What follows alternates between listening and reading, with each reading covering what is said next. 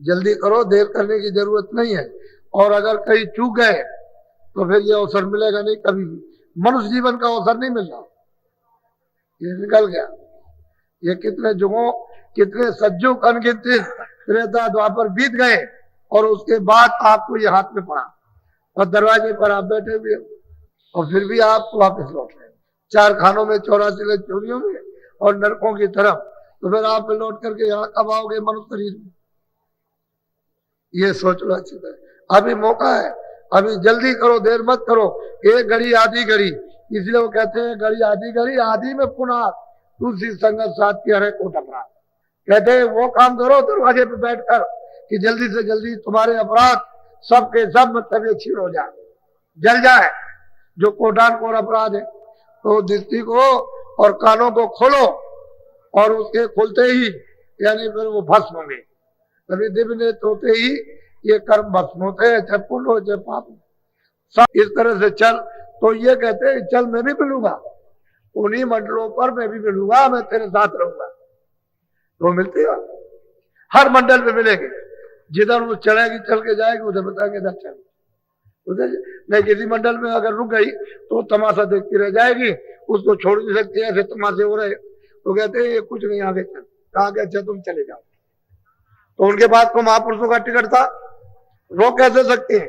जो महापुरुष आए थे वो तो उधर आते जाते हैं, तो उनके पास तो टिकट था। चले अच्छा तुम चले जाओ उधर। तो जब उधर गए उस पार, उधर चले गए तो गोस्वामी जी महाराज कहते हैं उधर माज सुन अंडज राया, देखो बहु ब्रह्मांड दिखाया। कहते हैं बहुत उधर तो अंड की रचना हो, बहुत से ब्रह्मांड हमने अपनी आंख से उधर जा करके ये हमने सब कुछ देखा। तो कहते हैं ज्योत का भी दर्शन किया और उसके बाद में ईश्वर का भी दर्शन साक्षात्कार, और परे चला गया उस पार में गया तो उधर देखता हूं कि उधर में कितने कितने ब्रह्मांड है, बिल्कुल साफ करे। महापुरुष भी कहते हैं यही बात कि भाई तुम ऐसा करो कि जिस तरह से मतलब प्रथम सुनो गगन में बाजा, घंटा नाद सुन साजा। घंटे और संग की आवाज को पकड़ करके साध लो, यानी उसको ऐसा पकड़ो कि उसमें रम जाओ, ले हो जाओ। बस जैसे ही ले होगे फट खींच लेगी वो, तो सूरत को फौरन खींचती है। यानी इस तरह से सरासर जाएगी कि कितने मतलब 1000 मील पार किए क्या पता चलेगा। 60 से जाएगी उधर से खींचती हुई, सीधी शरीर से अलग हो जाती है। जैसे मृत्यु के वक्त में जीवात्मा इससे अलग होती है, वैसे ही साधक जब साधना करता है तो इससे अलग हो जाती है, वो अलग होकर के जाती है, उसको देखती है। तो कहते हैं प्रथम सुनो गगन में बाजा, घंटा संग नाद सुन साजा।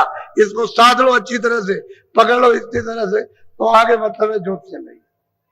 शायद दल कमल में वो निरंजन भगवान बैठे हुए, उनकी वो ज्योत चलती है और निशान बता रहे हैं रास्ता, रास्ते का पूरा भेद उस सूरत को खोल रहे हैं कि देख सूरत ऐसे चलना है, ऐसे जाना है, और ये चीज रास्ते में मिले। बीच में तो रचना सब छूट गई, जो बीच में रचना है बेशुमार।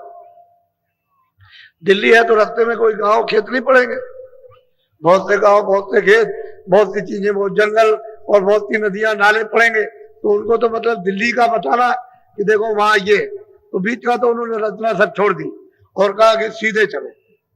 बीच में तो बहुत आवाजें हैं, बहुत तरह के बाजे बज रहे, वो कोई गिनती में नहीं आ सकते, इस तरह के बाजे हैं। तो उन्होंने और बाजों को छोड़ दिया, कहा कि तुम वो बाजा पकड़ो, जैसे ही तुम उसमें ले होगे बस फौरन बाजा खींच लेगा और सामने खड़ा कर देगा, साक्षात्कार हो। ऐसे ही खुदा का दीदार है, वो तो खुदा ही है, वही गार्ड है, वही हम सबके मतलब ईश्वर 3 लोग के मालिक। बोलो बांक पार त्रिकुटी में गई। कहते हैं कि पंगनाल टेढ़े रास्ते को पार करके नीची ऊंची घाटी और ऊपर त्रिकुटी स्थान पर पहुंची, वहां ओम विराजमान है, उन्हीं को ब्रह्म कहते हैं। मुसलमान अपने शब्दों से उनको खुदा कहते हैं, रब कहते हैं। वो मतलब ये कहते हैं कि जब उसकी धुन ली, उसकी पकड़ी, तो ऊपर से भी धुन आ रही। जैसे ही उसकी धुन सुनी कि बादलों की गरज हो रही, घन घमंड है, नवगज घन घोरा, प्रिया हिंड पद्मन मोरा, यानी बहुत तेज घमंड गर्जन हो रही है, घना घोर। और जब उसको तो प्रिय है कि भाई भी इतनी चमक है उस गरज में, इतनी लाइट, इतनी बिजली कड़कती है कि वो एकदम से इस तरह से ऐसे ऐसे ऐसे ऐसी बिजली चमकती। कहते हैं कि वो ओम वहां पर विराजमान है और ऊपर की आवाज आ रही है, ये ब्रह्म का स्थान है। कहते हैं रास्ते में इस घाटी को पार करने के बाद ऊपर मिलेगा वो बड़ा भारी गढ़ है, गढ़ कहते हैं किला, भारी किला। अब वो इसका संसार का तो कोई प्रमाण है ही नहीं, इसके तो प्रमाण देने की जरूरत नहीं, कि ये तो कुछ भी नहीं है। जब ये कुछ नहीं तो कितना बड़ा किला है जिस पर वो विराजमान बैठे हुए किले में। वहां जाकर के उसे त्रिकुटी स्थान पर ब्रह्म का साक्षात्कार जब होता है तो ऊपर से आवाज आ रही है, उधर की आवाज, उधर खबर पड़ गई। तो जिन योगियों ने योग किया था और इस आवाज को सुना था, तो आवाज तो सुनी के ऊपर से आ रही, लेकिन उनको भेद नहीं मालूम था, इसलिए ऊपर नहीं जा सके। तो इतना ही कह के छोड़ दिया है, भाई और कुछ है, इतना नहीं और भी कुछ है। अब वो जो है वो हमको नहीं मालूम, हमको वो प्राप्त नहीं हुआ, लेकिन है जरूर कुछ। ऐसा इशारा वहां पहुंचने पर, उसका साक्षात्कार करने पर होता। और बहुत इससे बहुत अत्यंत सुंदर उनका ये शरीर है, जिस क्या उसकी महिमा की है, बोलो।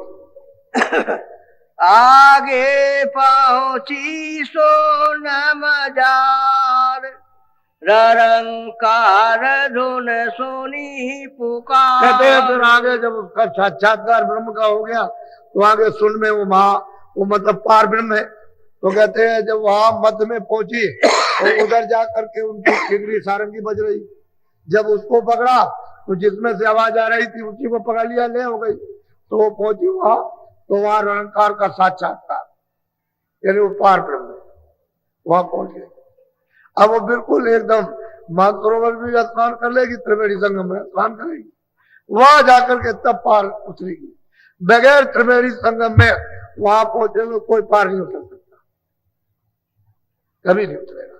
तो मतलब ये है कि कहते हैं वहां अब निशान बता रहे हैं, बीच की सब रचना छोड़ दी। कितनी रचना है, कितने मंडल है उनके, उसको सबको छोड़ दिया, सीधा उन्होंने लिया कि बीच में कोई फंसे नहीं। वही बताते हैं कि आगे चले या कुछ भी नहीं। तो गुरु का पूरा रूप, जिस रूप में यहाँ दर्शन देते हैं मनुष्य शरीर में, वो रूप सब जगह मिलता जाएगा, लेकिन वो हाड़ मास का नहीं होगा, वो हाड़ मास का नहीं है, पंच भौतिक शरीर ये नहीं होगा, वो होगा नूरानी, लेकिन शकल उसकी यही होगी, वो दिखाई देता जाएगा।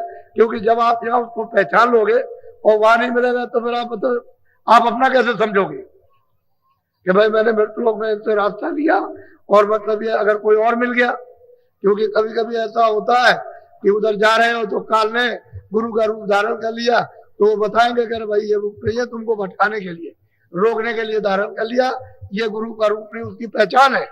तो साधक उसको पहचान लेता है, ये गुरु का रूप नहीं है, फिर याद करता तो मिल जाती उसी मंडल पर, वहीं मिलेंगे जहां जाएगा। बोलो। किंगरी और सारंगी सुनी, मान सरोवर चरे चरे गुनी। कहते हैं किंगरी सारंगी अद्भुत, ये पहले स्थान से दूसरे स्थान से अद्भुत बाजा बजेगा एक से। अब उस बाजे की क्या महिमा की है, कहते हैं कि उसको सुनती है, मातृवन भी स्नान करती है, आवाज नहीं छोड़ती, उसका दर्शन भी करेगी और फिर चलेगी त्रिवेणी में प्रवेश होगी, वहां उसका उस धारा में स्नान होगा। तो उस धारा में कोई गंदगी तो है नहीं है, जो यहाँ की गंदगी है, कोई कालमा है या रजोगुण है, तमोगुण है, सतोगुण है, या मतलब शब्द स्पर्श रूप रस, ये सब कुछ नहीं है वहां। वहां तो धारा है कि वो जो ऊपर से उधर से जो उतार करके लाए काल को और माया को, उस धारा को छुड़ा देते, जो सत्य धारा उसको पकड़ा देते। क्योंकि वो जिस धारा से उतर करके आए हैं वो धारा बराबर काम कर रही है। एक तो मतलब ये एक नेगेटिव और पॉजिटिव, एक धारा फेंक रही है, एक धारा उसको वापस ले जा रही है। इस तरह से दो धाराएं उधर से आई हुई है। अब ये भेद किसी को पता नहीं है कि उधर में एक फेंकने की और एक वापस करने की, खींचने की, ये दो धारा। अब जब तक कोई जानेगा नहीं तब तक उस धारा पर जोड़ नहीं सकता, यानी बैठा नहीं सकता, उस शब्द पर, उस नाम पर, उस आवाज पर, उस बाजे पर नहीं बैठाएगा तो जाएगी नहीं, ऊपर नहीं चढ़ सकती। तो महापुरुष उसको जानते हैं तो कहते हैं देख मैं सब खुलासा करता हूं, तुझे ये सब खुलासा बता रहा हूं कि वहां शून्य में, महाशून्य में वो पार वहां पर विराजमान है, मुसलमानों के अल्लाह और हिंदुओं के पार में। बोलो। आगे महाशून्य मैदाना, जहाँ चारे ढूंढते मेरे समान। कहते हैं कि वहां महाशून्य मैदान है जिस पर भंवर गुफा स्थान है और उस पर 100 पुरुष बैठे हुए हैं, लेकिन वहां 4 यानी गुप्त आवाजें हो रही है और वो अभी तक तो किसी ने खोला नहीं और ना कोई खोलेगा। इतना ही इशारा कर देते हैं कि वहां और कुछ है, कुछ हो रहा, लेकिन उसको तो सीधा रास्ता पकड़ा। ये ऊपर में महाशून्य, उसको महाशून्य कहते हैं। भंवर गुफा स्थान को कहते हैं कि भाई चौक अपार मैदान है। इस मैदान में जब फौज जाती है तो खरबों योजन यानी चलना पड़ेगा। अब खरबों योजन कितना हुआ आप ये तो समझ नहीं सकते। इतना मैदान लंबा चौड़ा, इतना ही ऊपर, इतने नीचे, इतने ही दाएं, इतने ही बाएं। अब इतने बड़े मैदान में जाएंगे तो बहुत ही मैदान लंबा। ऐसे नहीं, रचना का विस्तार इतनी खूबी के साथ में हुआ और उसका रूप इन तीनों से सुंदर। उसका जब वो महाशून्य में जाएगी तो उसका रूप इन तीनों से अद्भुत, जो वर्णन करने योग नहीं है। बोलो। भंवर गुफा था ऊपर देखी, सोहंग बांसी बजती पे। कहते हैं कि भंवर गुफा के ऊपर में वो आवाज सुनी और वो हमेशा बंसी बज रही है, अखंड बंसी बजती है, लेकिन आवाज तो आ रही है पर इन आवाजों के साथ मिश्रित हो गई, मिश्रित आवाज हो गई, मिल गई। सब आवाजें बजती हैं तो उसमें साधक जब तक उसको अनुभव ना हो तो छाट नहीं सकता। वो सुनता रहेगा और कुछ नहीं। लेकिन जो जाता आता है उसको छाटना आता, छटवाना आता, तो उसने तो छाट लिया और आपको छटवा लेगा। कहेगा नहीं इन आवाजों को मत पकड़ो, उसको पकड़ो। तो आप जब साधन करोगे, भजन करोगे, कान जब खोलेंगे तो फिर आवाज को पकड़ा देंगे। कहेंगे देखिए आवाज इसको पकड़ ले और चढ़ चढ़। आवाज के बगैर, बाजे के बगैर ऊपर चढ़ के नहीं जा सकते। वही सीढ़ी है, दूसरा कोई आधार नहीं। तो वो तो आवाज वहां से आ रही है, वो तो पावर हाउस से आ रही है और वो बराबर मतलब ये एक ने एक तो ले आई आवाज और दूसरी आपको ले जाएगी। अब महापुरुष जो आवाज पकड़ाएंगे वो ले जाएंगे और बाकी जिस आवाज से उतारी गई दूसरी आवाज उससे उतार दी गई। अब वो सब भूल गए बेचारे, क्या करेंगे। बोलो। ताके परे धाम सतनामा, बीना बजे सतलो। अब उन्होंने खुलासा किया कि इस भंवर गुफा के परे जो सोहम पुरुष है उनके परे सतधाम है वहां पर, और वहां अखंड बीन समूचे, मतलब यह है कि उसमें बस वही हो रही, बाकी वो कुछ समूची।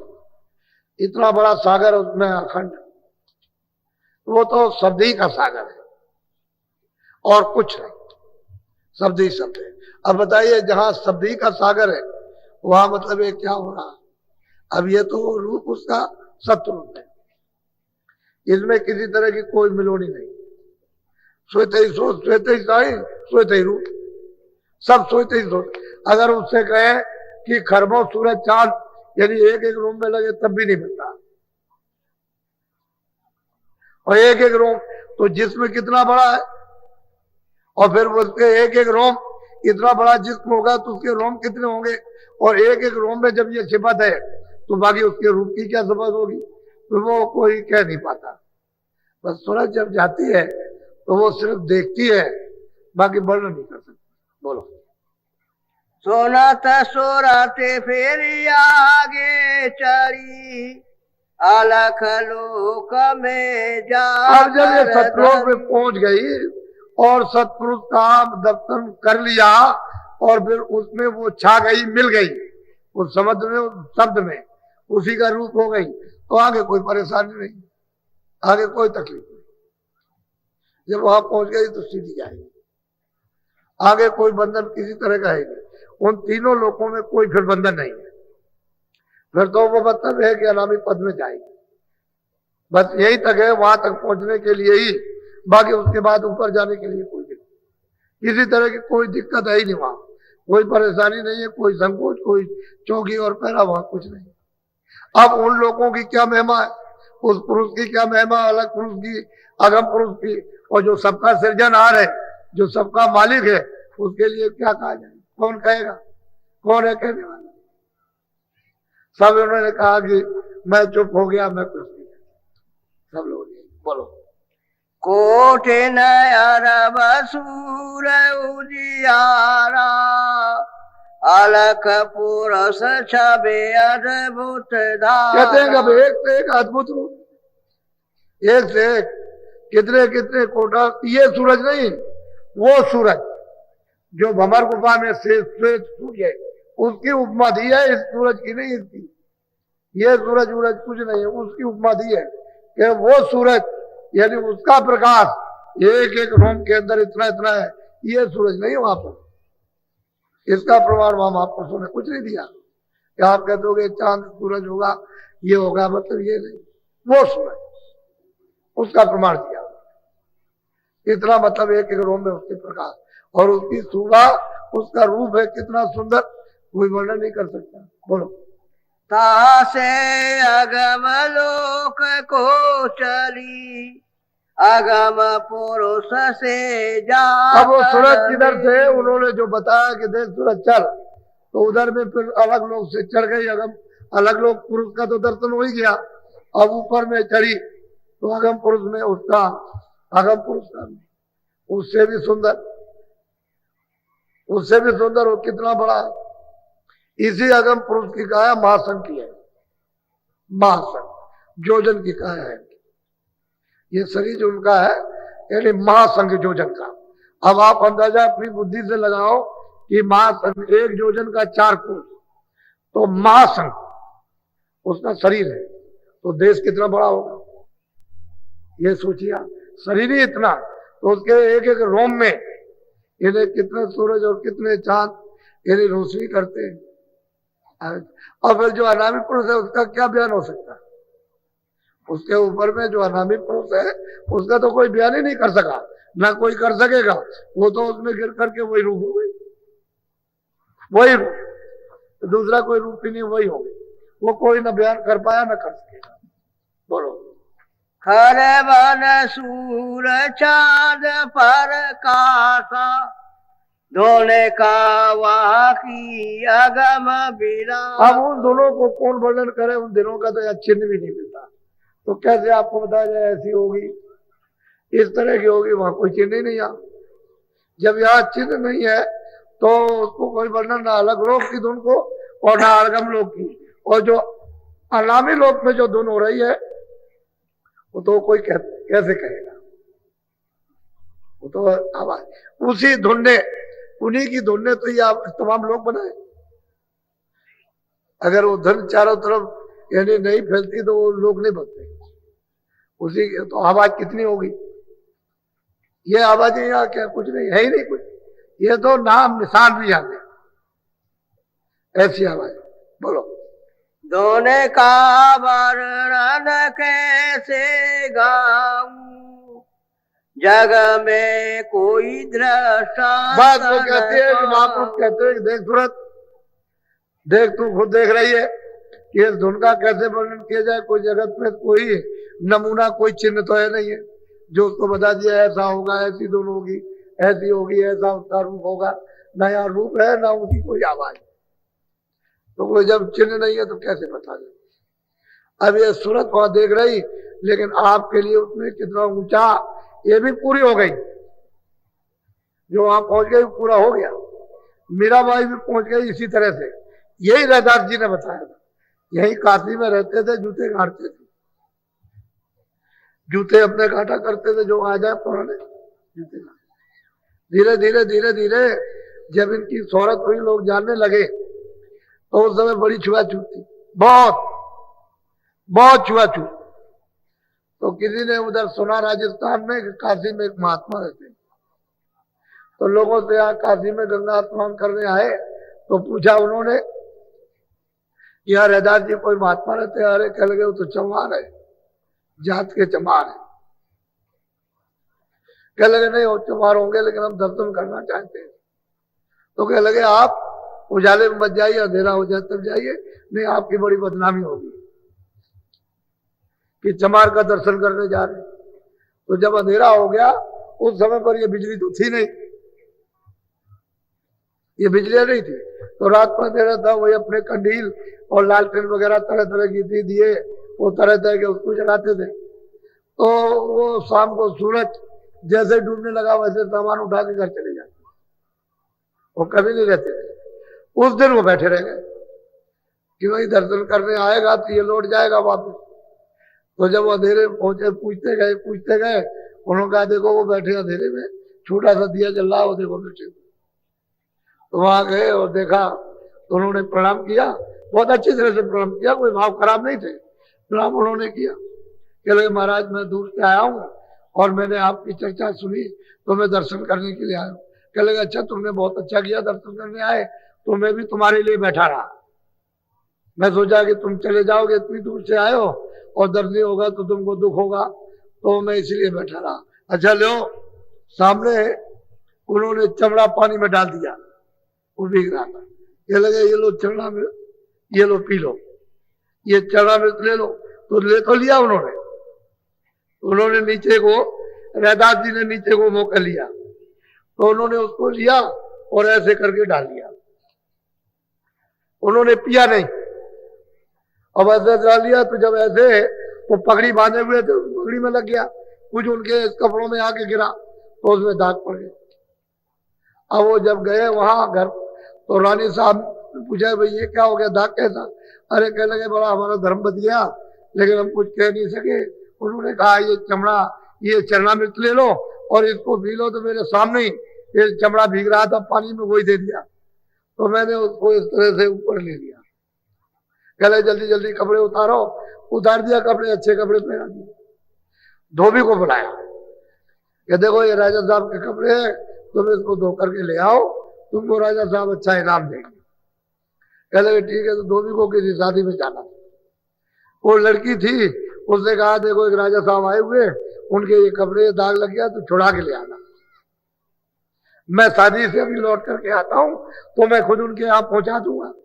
तो बेचारी वो लड़की गई, धोबी की अनपढ़ थी, कुछ जानती नहीं थी, वो गई वहां और वहां जा करके मतलब है कि गंगा जी के किनारे धोने लगी, तो दाग नहीं छूटता था। बहुत उसने मुगरी लगाई, उसने बहुत कुछ किया और उसमें रेव लगा दिया, उसको भट्टी में चढ़ाया, लेकिन दाग नहीं छूटा। तो उसने क्या किया, जब नहीं छूट रहा था तो निचोड़ रही थी, दाग नहीं छूट रहा तो मुंह में दबा लिया, तो चूसने लगी उसी कपड़े को, तो उसका हरक उसके चला गया पेट में, बस उसकी आंख खुल गई, तीसरी आंख खुल गई, तीसरा दिन। वो तो कहीं ना कहीं चीज पढ़नी थी तो उसकी खुल गई, तो घर लौट करके वापस गई तो कुछ का कुछ कहने लगी, वर्णन करने लगी वो। तो धोबी तो बड़ा अपनी लड़की की बात सुन करके बड़ा अचंभित हुआ। धीरे धीरे उसकी शोहरत फैल गई कि धोबी की लड़की अनपढ़ थी, बड़ी विद्वान और बड़ा मतलब ये कि और ये और ऐसा ज्ञान कहती है, इस तरह से ये, तो लोग उसके पास आने जाने लगे। तो राजा को ये खबर लगी, जब वो दोबारा लौट करके आए तो उनको खबर लगी कि भाई ऐसी ऐसी बात है, और वो कहती है कि भाई एक राजा आए थे, उनके कपड़े धो रही थी, उनकी कृपा हो गई और मतलब ये उसको मैंने चूस लिया तो उसका रंग मेरे चला गया। तो सही बात यह है कि उनकी बड़ी दया हुई, अगर वो हमको नहीं देते तो मैं कैसी। तो राजा अब आए तो उसके दर्शन के लिए कि भाई 2 दिन के दर्शन करा उस लड़की का, तो बुलाया गया। तो उसने सीधा यही जवाब दिया, जब पूछा कि बच्ची ये ज्ञान कहां से प्राप्त किया, कह लगे आपकी कृपा हो गई। उसको तो मालूम नहीं था कि ये राजा, लेकिन इतना ज्ञान हो गया कि आपकी दया हो गई। क्यों लगे हमारी दया क्यों हो गई? कह लगे रैदास जी ने आपको इसी वस्तु को प्राप्त करने के लिए चरणामृत दिया था बना करके, और आपने उसका तिरस्कार कर दिया, अपमान कर दिया, तुमने उसको अपने कपड़ों में डाल दिया और वो कपड़ा हमारे पिताजी को मिला और वो चला गया शादी में, उसने हमको दे दिया, सौभाग्य से हमारे पल्ले पड़ गया। ये आपकी कृपा हो गई, अगर आप उसको पी लेते तो तुम्हारी आत्मा का कल्याण हो जाता। वो तो अमर होने के लिए अमृत दिया उन्होंने। बस फिर उसके बाद अब राजा को बड़ा अफसोस हुआ, ये तो बड़ा मुश्किल हो गया और ये धोबी को मिल गया, हम वैसे रह गए। तो उन्होंने कहा अच्छा चलो हम फिर चलेंगे दर्शन करने। फिर उन्होंने रात को जब अंधेरा हो गया तो चल पड़े, 2-4 आदमी साथ ले लिए, उनको तो दूर खड़ा कर दिया। वो उस दिन भी बैठे रह गए कि वो गया था, राजा आता होगा दर्शन करने के लिए, तो बैठे रहे अंधेरे में। जब गए वहां जाकर के फिर सिर रख दिया जमीन पर प्रणाम करने के लिए, और खड़े होकर के हाथ जोड़ करके बोले ऐसे, भाई कैसे आए हो? कह लगे महाराज वो जो आपने चरणामृत दिया था हमको फिर दे दीजिए। तो उन्होंने कहा कि अरे बेटा अब तो मेहनत करनी पड़ेगी, अब नहीं मिलेगा, अब तो मेहनत करनी होगी। ये ऐसे नहीं करता, वो तो खुशी का सौदा था, प्रसन्नता का था। उस समय बदिया तूने तो ये समझा कि ये चमड़ा भीग रहा पानी में, वो चमड़ा नहीं था, वो अमृत था। आप जिसको मिलना उसको मिल गया, अब मेहनत करनी पड़ेगी। तो कहने का मतलब महात्मा किसको क्या दे देते हैं, तुम जात पात में फंस गए। वहां वो कहते हैं हर का हो ईश्वर का, बजे जात पात पूछे नहीं कोई। उधर सुबह गए, उन्होंने सबकी पूजा कराई कृष्ण भगवान ने, ये पूरे महात्मा संत है, तुम इनको पूजो। उधर उन्होंने पूजा कराई। तो देख लीजिए आप, जब द्रौपदी में अपमान किया तो फिर घंटा नहीं बजा। घंटा तो संघ बजाते हैं, संत बजाते हैं, ऐसे घंटा बज जाएगा। उन्होंने कहा था कि घंटा बजेगा, लेकिन घंटा नहीं बजा। तो उन्होंने कृष्ण ने कहा कि तुमने संतों का अपमान किया, इसकी वजह से नहीं। तो बुलाए गए सुबह, जब सुबह बुलाए तो पता चला। तब द्रौपदी को बुलाया कि तुमने क्यों अपमान किया? कह लगे हमने हर प्रकार के व्यंजन बनाए और इन्होंने सब मिला करके और व्यंजनों का अपमान कर दिया, तो हमारी श्रद्धा खत्म हुई। भैया अपमान हो गया। तो कहने का मतलब उसके यहाँ जात पात, तुम जात पात का रगड़ा झगड़ा समझते हो। ये जात पात क्षत्रिय में आया, ब्राह्मण में आया, वो भंगी में चलाए, हरिजन में चलाए, इसमें उसके लिए जात पात क्या? अरे जो मन बुद्धि चित्त है, अंतःकर जीवात्मा निर्मल हो जाए वही प्राप्त कर सकता। तुम इसी चक्कर में रह गए अभी तक, और अब तो ये दशा हो गई कि महापुरुषों का अपमान किया तो यहाँ कोई चरित्र ही नहीं रह गया, नाम का भी चरित्र नहीं रहा। इसलिए ये कहते हैं सूरत, मैं तुझको पूरा भेद बताता हूं खुलासा, तो इसको अच्छी तरह से सुन ले, समझ ले इसको, ये सीधा सच्चा रास्ता है। बोलो। सोन कर सूरत अति हर खानी, चलो स्वामी में सब जानी। अब वो सूरत कहती है कि स्वामी आपने दया अपरंपार की है कि आपने ये भेद बखान कर दिया, और आपकी दया कृपा से अब जान गई, अब समझ में आ गई ये भेद तो ये है। बोलो। बिना सत्य गुरु कोई भेद न पावे, सत्य गुरु सो यह देश। अब वो कहते हैं कि देख सतगुरु के बगैर कोई ये भेद नहीं पाता, और जो वहां पहुंचा वही सतगुरु है, बाकी कोई नहीं है। बगैर सतगुरु के कोई उसका भेद नहीं जान सकता, कोई भी, और जो वहां पहुंच गया वही सतगुरु। कहते हैं किसी ने भेद नहीं पाया। बोलो। सत्य गुरु की महिमा अति भारी, कोई न जाने पछे पछे। कहते हैं संत सतगुरु की महिमा बहुत बड़ी महिमा, उसको कोई नहीं जान सकता। सब संसार में इसमें पच करके हार गए, उनको नहीं पहचान पाए, इतनी उनकी महिमा है। अब हम लोग चाहते हैं कि शरीर से, आंखों से पहचान लें, बुद्धि से समझ लें, कोई चीज समझ में नहीं आई। क्या मालूम, ऐसे ऐसे प्रमाण महात्मा मतलब ये है कि आपके पास रहे कभी नहीं जान सकते। एक पंजाब में महात्मा पूरे तरबूज काट करके खिलाया करते थे। क्या लगा इधर आ, देख ये तरबूज पका हुआ है, बहुत मीठा, ले ये खा ले। जब वो तरबूज लेने लगे तो क्या कहे कि देख ले पका है कि कच्चा है, देख इधर ये पका है कि कच्चा है, तू देख ले खा ले अच्छी तरह से। एक पानी पिलाते थे कुछ दूर पर, तो जो कोई भी आए तो कहे कि आओ आओ प्यास लगी, आओ आओ पानी पिला दे। तो जब पानी, बहुत ठंडा पानी, जब वो ऐसे पीने लगे तो चुपचाप कहे धीरे से कि देख पी ले, जितना पीना चाहे, एक बूंद गिराई, जितनी बूंद गिरेगी उतनी जूतियां पड़ेंगी, पी ले, पी ले अच्छी तरह से, चक्कर चक्कर के पी ले, एक बूंद ना गिरे, जब बूंद गिर जाएगी जम की उतनी जूतियां पड़ेंगी, पी ले तू अभी। तो असल में बात यह, महात्माओं को कौन पहचानता था? पूरे संतों को किसी ने योगी, जोगी, जति, ऋषि, मुनि, तपस्वी, सन्यासी, बैरागी, ये कोई भी नहीं, दानी कोई नहीं जान सकता, उनकी महिमा ही बिल्कुल अलग। बोलो। जा पर कृपा दृष्टि वे करे, वह जाने और निश्चय। कहते हैं जिसके ऊपर में दया कृपा दृष्टि हो जाए वो तो उसको जान लेगा और वो समझ लेगा। जिसके ऊपर में दया कृपा दृष्टि नहीं हो, क्या जान सकता? वो तो यहाँ अंधकार में पड़ा हुआ, उसको बेचारे को क्या मालूम है। ये बड़ा सौभाग्य था आप लोगों का, सबका बहुत ही अति उत्तम, यानी सुयोग और समय का उपयोग और आपका भाग। इन घड़ियों में मनुष्य जीवन की जो श्वासें चल रही है वो अति अमूलक और भाग्यशाली। ये पता नहीं कब का पुण्य आकर के जुड़ गया, इस घड़ी में सुयोग आपको मिलना, ये मिलता नहीं है जिसमें ये भेद होता है।